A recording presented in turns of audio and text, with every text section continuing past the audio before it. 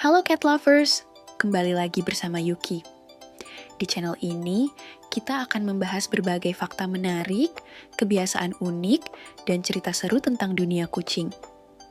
Nah, pernahkah kalian bertanya-tanya, kenapa kucing bisa mendengkur?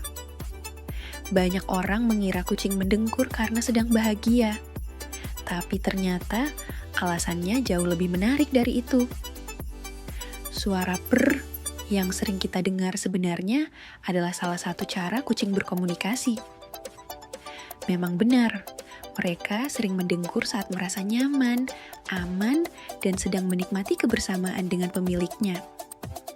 Namun yang mengejutkan, kucing juga bisa mendengkur ketika sedang takut, stres, bahkan saat merasa sakit.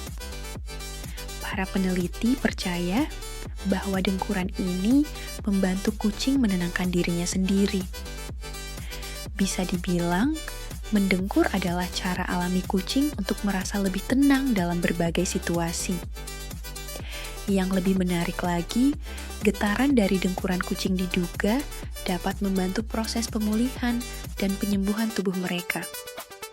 Jadi, jika kucingmu sedang mendengkur, belum tentu ia hanya merasa senang. Bisa jadi ia sedang berusaha menenangkan dirinya sendiri.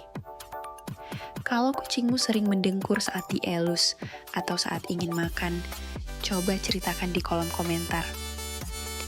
Sampai jumpa di fakta kucing berikutnya bersama Yuki.